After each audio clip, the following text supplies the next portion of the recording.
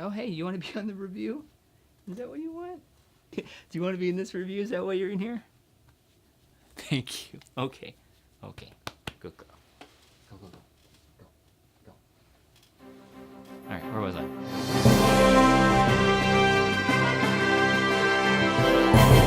Atomic Blonde is directed by David Leitch and stars Charlize Theron and James McAvoy. So in this movie, Charlize Theron plays an MI6 agent who's sent into Berlin during the Cold War to recover some missing microfilm that contains a list of secret agents and their identities.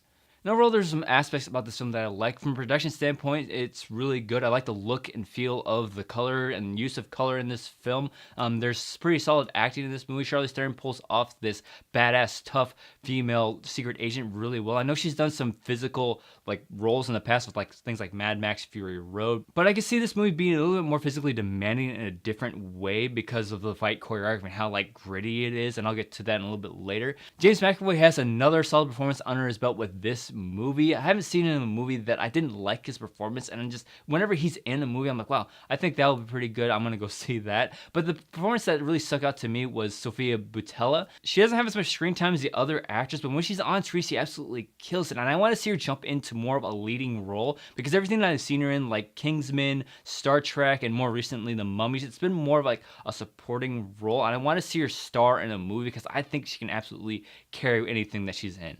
The action in this movie is really hard-hitting. You feel every gunshot and every punch thrown, and I like how real it is. And I'm not saying these fights are realistic. What I'm saying is the fights felt real to me. Like, Charlize Theron gets hit a lot in this film, and she's not that superhero action star that hits every shot, and she's not invincible like someone like John Wick who just goes through and mows through a whole bunch of people. She puts up a fight, and the people that she's fighting fight back really well, and I like how real it feels. And people actually get tired in these fight scenes, especially in the third act and the climax of the film. There's this really long action sequence that's done in what appears to be a one take. You could see where the cuts were, but what I really liked about this scene was that the characters got tired, and you felt every hit. And there's several times in this movie when something would happen during an action sequence, and I kind of cringed about like, oh, wow. That looks like it hurt, and I really like the action in this film. That's something that I really took away from this movie.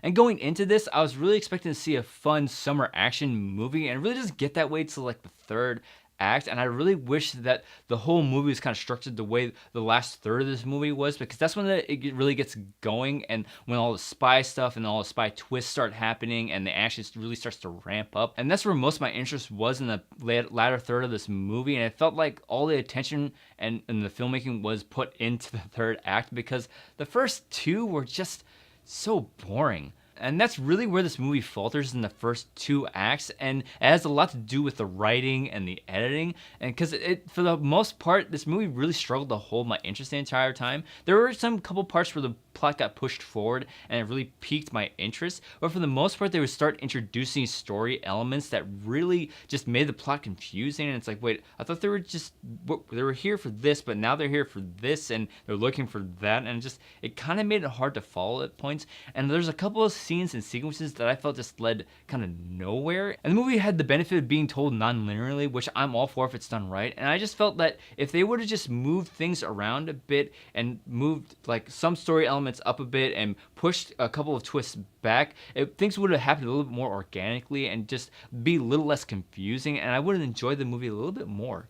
And this isn't a huge issue, but the use of music kind of bothered me a little bit. I mean, I could see what they were going for and how they were trying to fit it into the scene, but after seeing a movie like Baby Driver and how the use of music in that was so seamless, I just felt that this movie could have done it a little better. So if you're expecting this to be a fun action summer flick, you'll get it. You're just going to sit through the boring first 2/3 that is this movie. The acting and the action is pretty solid, and I really dug the look of this film. I just can't get past how boring the first two acts are, so I'm giving Atomic Blonde 2.5 out of 5 stars.